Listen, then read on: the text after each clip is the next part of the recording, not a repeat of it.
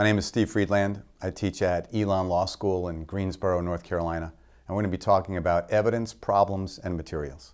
My name is Jack Sahl. I teach at the University of Akron School of Law, where I'm also the director of the Miller-Becker Center for Professional Responsibility. The focus of this book is to learn evidence by doing. And by that I mean doing problems. This book is oriented around lots of small and identifiable problems. We do it this way because the students really like it. They can learn by going through the process of doing problems and seeing how to analyze each. Also, the book has some other significant features. It's really born out of trial advocacy. So instead of just ignoring it, we actually have students be able to act things out and role play and engage in trial advocacy simulations, do directs and cross-examinations, and lay a foundation for experts, for example. And the third thing, and this is where Jack brings his expertise, and it's why his involvement is so important, is an ethics consideration. The ethical dimension was added in this fourth edition, and so students can see that just because you're dealing with evidence, it doesn't mean it's only evidence, it's ethics as well. Yeah, Steve says we try to bring through this book a sense of what it's like to be a lawyer practicing out there and the importance of not only evidence but the ethical concerns for lawyers. And so I know my students particularly enjoy that aspect. They feel as though they're being better trained to practice law. And we have found that the students gain a better facility with the rules of evidence. And this is not too surprising when you think about several studies that have been done, whether it's the Carnegie Foundation or the Best Practices Report. They're talking about experiential learning and professionalism and ethics, and this book is really unique in that regard because of the ethics aspect. And I would just add, this idea of a big context is how this book can be used. The book is used in conjunction with the evidence code, but students really see how things play out in the courtroom. And instead of just having a course that they then have to apply later, they get to feel what it's like in the courtroom. And that's really important as they transition through law school. And one of the things that we've tried to make very clear to people who perhaps have not taught professional responsibility, for example, we provide them with a discussion of material that they need to know for the ethics component of the book. And as regards the rules of evidence, we have a very clear and, as my students report, accessible discussion of the evidence doctrine. So my students just love the accessibility of the material and the sense that they're getting a complete picture of what it's like to be practicing law out there. Well, in addition to the focus on trial advocacy and learning evidence through trial techniques, the book has several different unique features. For example, for students, we wanted to make sure they saw the scaffolding, what was in each chapter. So we added an outline at the beginning of the chapter so they knew what was coming for them. Second, there are little areas about background tips so that students can see how it applies to the practice of law and give them an understanding, again, to create a richer and more robust idea of how the rules apply. Third, we also have a teacher's manual that really doesn't just summarize what's in the book, but explains to teachers how to use it. And for those teachers who are approaching evidence for the first time, even the 5th or 10th time, it's interesting to see how other people have used the book. And for example, what we've done is have at least one adopter provide some comments about how she uses the book in the teacher's manual. So other people can see different ways to approach it, so they don't just get the book and have to start from the beginning.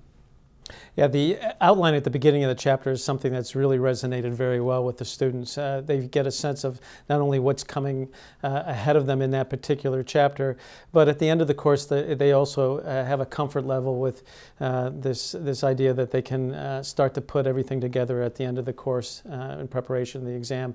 But the practical tips and other little note boxes that we have in the chapters really give students a sense of what it's like to be out there practicing in certain areas. For example, when we talk about expert testimony, as someone who does expert testimony, we provide some basic tips about what you might want to ask an expert witness, when you contact an expert witness, And so the students get a sense of what it's like, again, to be out there, and they love it.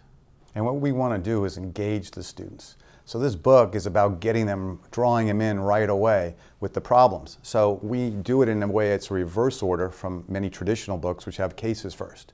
We often have problems and examples first, and then a series of problems. The cases actually are at the end. Also for students, there's a review. We don't pretend to think that just because they go through it once, they understand it immediately. It takes time.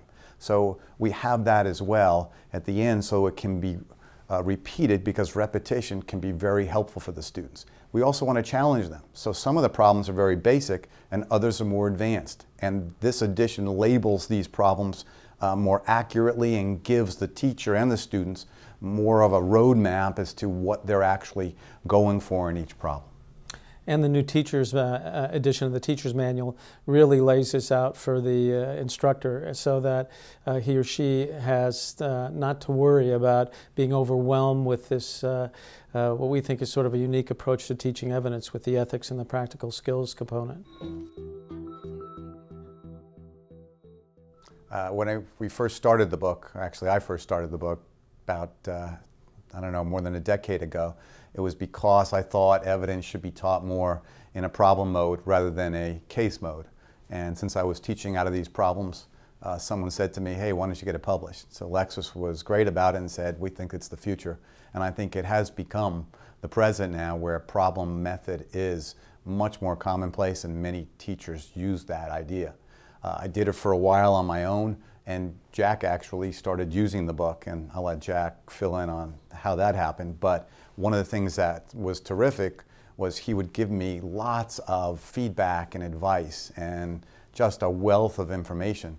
And finally I realized I was nuts just doing it myself without adding his expertise to the book, particularly his ethical his background in ethics and his expertise there, but also his different perspective about how to approach evidentiary issues. We were talking about what we were teaching, and I said, I'm teaching evidence, and I was just coming off a clerkship, and I said, my students really aren't too excited about the course, and I'm using this traditional textbook, and I don't know what I'm going to really do about this. And then he shared with me that he was working on a new textbook and talked about this problem method approach to teaching evidence. And it was a little daunting at first, the thought of moving from a traditional casebook to this.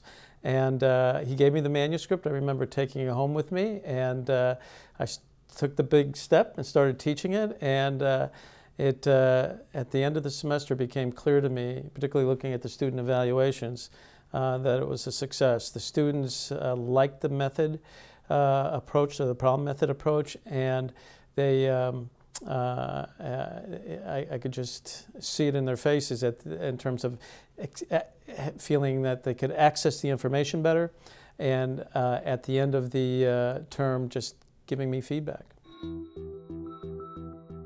If there's anything that we could do to make this book better, please let us know. We really want this book to connect with students, and we're constantly trying to make it work better, and we want to know what has worked and what hasn't worked. And I must say, we've had a couple of colleagues call us, and we enjoy the interaction with you, so by all means, call us anytime.